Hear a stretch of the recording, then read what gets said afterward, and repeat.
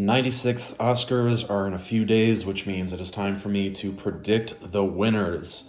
I'm super confident in 11 of the 23 categories, and we are about to speed run through 7 of them right now.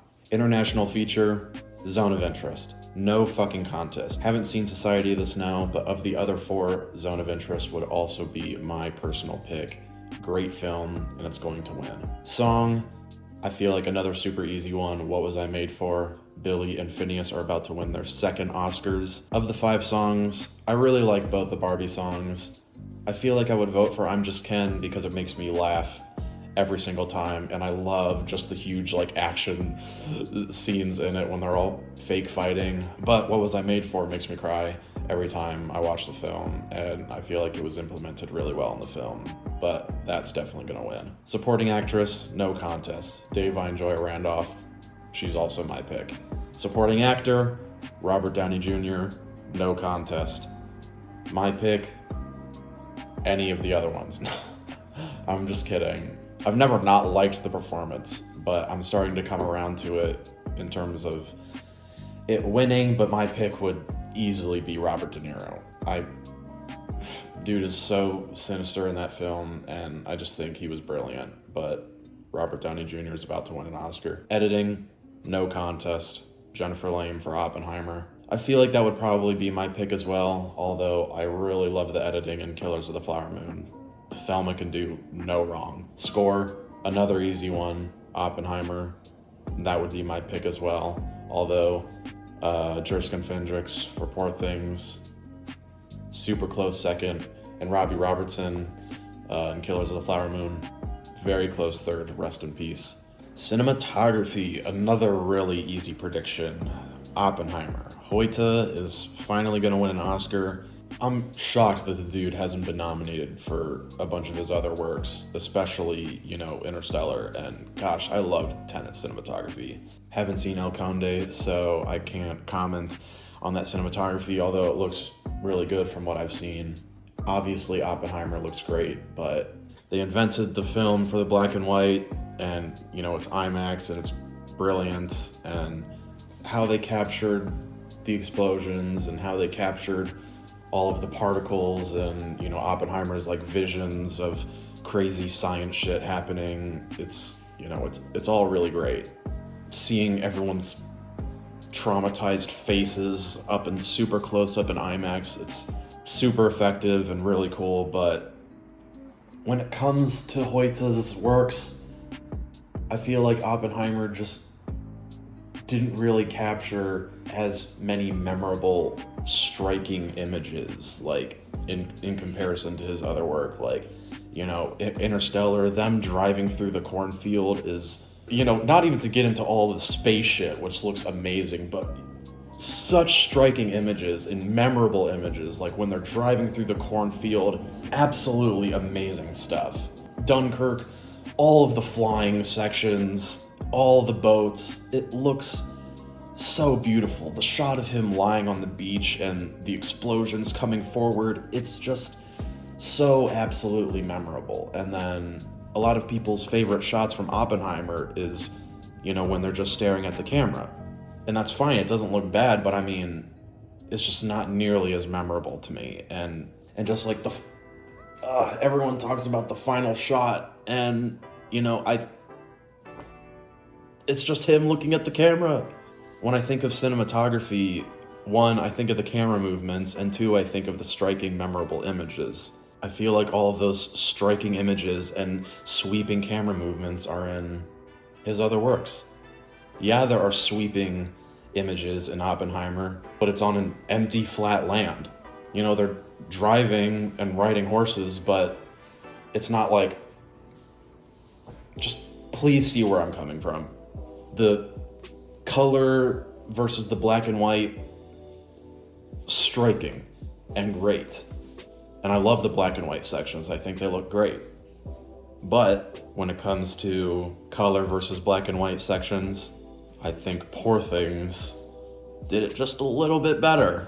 Plus, there's some silly and crazy camera movements following people around these extravagant sets, and The fish eyes are so great and so well utilized and really memorable to me, and it made me laugh every single time. And Oppenheimer's cinematography just doesn't have those moments for me.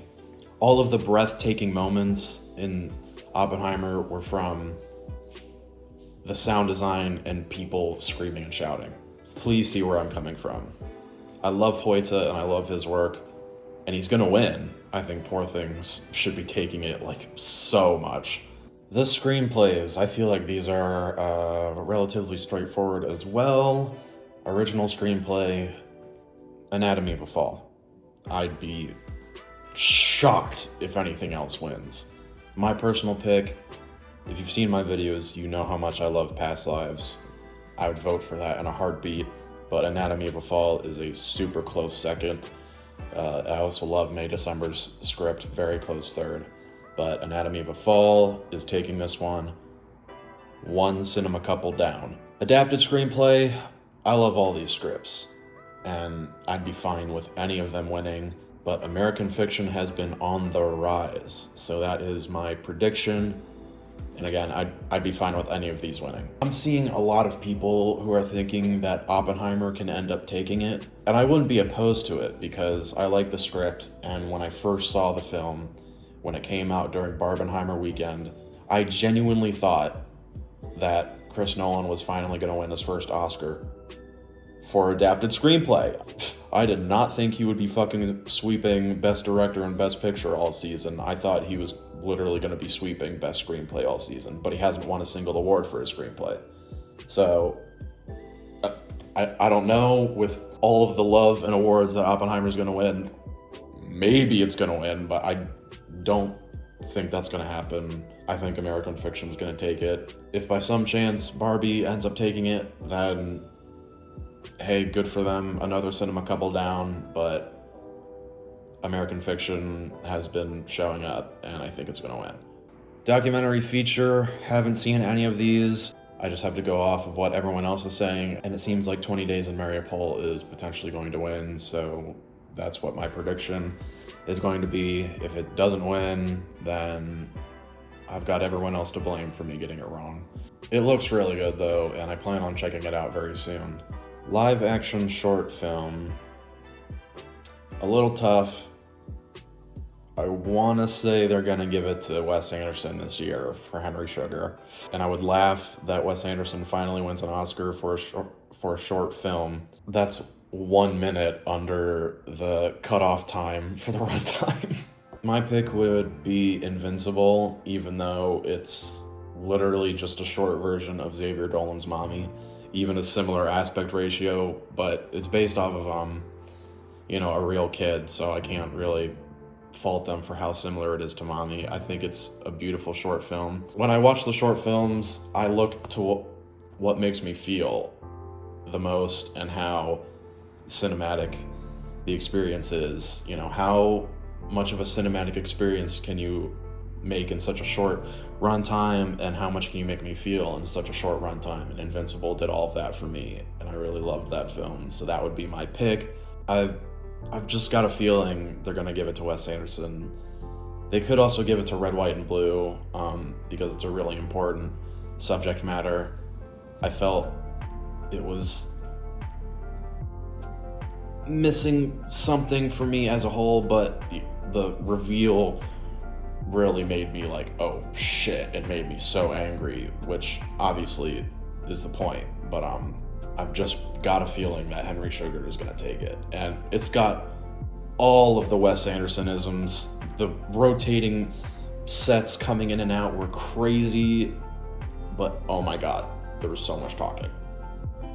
I was like, dude, slow the fuck down. Animated short film, my personal pick would be Letter to a Pig, because oh my gosh, that definitely made me feel the most. When the second half went dialogue free and it was just so serious and somber, I loved it and I teared up. I thought it was great. Our Uniform is a nice little short. People are thinking 95 Senses could win, and if that's the case, another cinema couple down. I liked all the different animation styles in it, and the narration was nice. I don't know, something there just wasn't, I don't know. Animation is, you can do the most in animation, and so when I look at the animated short films, I try to see, you know, what makes me feel the most, and I love when animation goes dialogue free and they just let the animation speak for itself, which is why I loved Letter to a Pig so much. On the other hand, speaking of dialogue free, I think War is Over is going to win, and I'm a fucking hypocrite because I hated it with a passion. I don't know why. I could make a whole freaking video on why I hated War is Over. I'm literally saying, yo, animation does the most when there's no dialogue in it. I hated that there was no dialogue in it. Like, the animation is good, but I really didn't like the style for it. Oh my gosh, it was so fucking ham-fisted. The War is Over needle drop at the end was laughable. I almost laughed out loud. Everything about it was just so bad. Oh my god, they're friends, and oh my, isn't war so bad? And no, they're communicating with each other, but they're enemies. And then the bird. Shut the fuck up. The way The Neighbor's Window won live action short a few years ago is gonna be the same. It's gonna be equivalent to if War is Over wins animated short. Like, come on. That is the most, like, Oscar bait animated short film I've ever seen. I would have been totally down to see it in live action with no dialogue, because then I feel like it would have just been so much more brutal and gripping. But maybe if it wasn't an Unreal Engine and there was, like, a different sort of animation style, I could have, like, got behind it. And I don't want to discredit any of the animators' work, because Jesus Christ, animation is so fucking hard. But all of the pieces did not fit for me, and I thought it was a terrible film with what it was trying to convey, which is exactly why I think it's going to win, because it's so pandering and like, oh, they're like, oh no, but then, oh yeah. Sorry, not sorry. And then documentary shorts. With these, I try to see what teaches me a lot through a cinematic medium. And The Last Repair Shop and 99 WIPO were super cinematic. The Barber of Little Rock and Island in Between I thought were very informative and very personal, and I loved both of those films. This bunch is definitely my favorite of the shorts this year.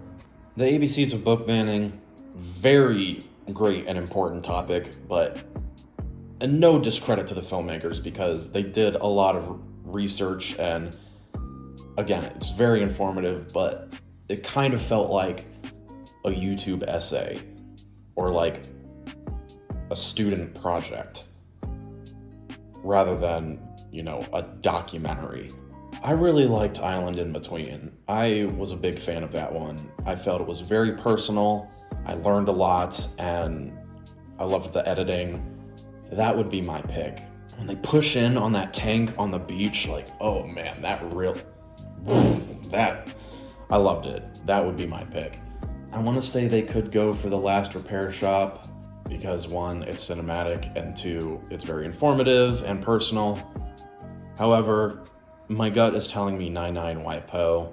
You know, two old ladies laughing and farting and talking about farting. And it is kind of personal. It didn't really hit me that much. I didn't really feel like I learned a lot about them. Honestly, as I was watching it, I kind of felt like it was more of, you know, like a fictional short of two funny characters. And I thought it was trying to be more cinematic than it was like informative. And I look for like a healthy balance between the two of them when I watch the documentary shorts. Not a bad film at all. I just felt like I learned a lot from the other ones, but the old ladies are cute and it is cinematic. So I feel like they're gonna vote for that one. These next four are a little harder for me to predict. Animated feature, it's between Spider-Verse and The Boy and the Heron. Haven't seen Nimona and Robot Dreams. They look like great films, so I can't comment on if I'd want those to win. I am a little biased because Spider-Verse is my favorite movie of last year, My gut is telling me to predict it because The Boy and the Heron isn't, it's not Spirited Away. So it's a lot more low-key. It's almost so personal that people can't get attached to it. People are talking about, even on their second viewing, like they still don't really like understand everything. But Spider-Verse is, just a straightforward adventure and with the most insane animation ever. Part of me doesn't want it to win because of everything I've heard about how horrible it was working on that film. And like, I know release dates give you a lot of time to work on things, up until you're about to release it, but just everything I've heard about Lord Miller and Phil Lord especially is just an asshat. Part of me doesn't want it to win because then he gets another Oscar, but part of me wants it to win because, I like it more than The Boy and the Heron. But The Boy and the Heron has been showing up. Spider-Verse won 7 out of 7 Annie Awards. So, kind of in the way Toy Story 4 ended up winning over, like, I Lost My Body.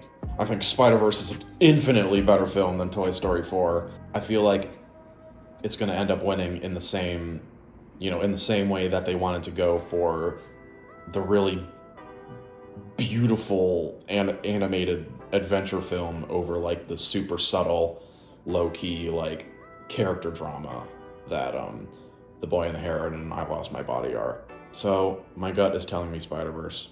Sound, it's between Oppenheimer and The Zone of Interest. Up until like a month ago, I would have said, Oppenheimer's taking it, no contest.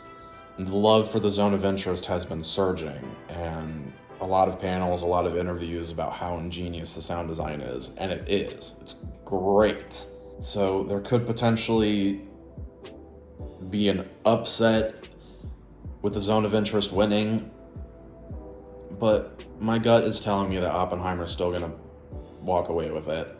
And and it would be deserving because it has great sound design. If I could tie, I would tie them. And if they split the categories, then I would probably go Oppenheimer for sound editing and Zone of Interest for sound mixing. Visual effects, I don't know why this one's a little hard for me to predict. The love for Godzilla -1 is through the roof, and people love the little crew, people love the $15 million budget. Up until that film came out, and once Dune Part 2 got delayed, it seemed like the creator was going to walk away with it. No contest. But people saw Godzilla -1 multiple times in theaters, and they love it. And they love the visual effects in that movie. I think people are going to want to give it recognition, and so my gut is telling me Godzilla -1. And if that is the case, the director of that film, he was one of the nominated visual effects artists. He is going to be the first Japanese director to win a competitive Oscar. Makeup and hairstyling, haven't seen Golda or Society of the Snow, so I can't comment on those, but my gut is telling me Maestro. Yeah, it's super transformative, and people are like, oh my god, that's Bradley Cooper, and they even decked out his arms when he's super fucking old, gray hairs, liver spots and all. So I feel like Maestro won't go home completely empty-handed. And now we're down to the costumes and production design battle. This is, for me, easily the two hardest categories. Barbie or Poor Things, Barbie or Poor Things. And they're so really hard because apparently there's a stat that there either aren't any lone production design winners or, there's very few. If Emma Stone doesn't win Best Actress and they don't split with Poor Things and Barbie, then people don't think that Poor Things is going to win just production design, because apparently that's a stat. And it sucks because I think both are super deserving. What are they going to do? What are they going to do? I'm seriously 50-50 on it. I think Barbie could easily take both, but I also think Poor Things could take both. And if they have to split, I know in previous videos I said that I would want Barbie to take production design and Poor Things costumes, but I think I'm gonna flip that now because, just thinking about it, all of those sets that they made in production design, I mean, like 90% of it is in a studio. And it's crazy.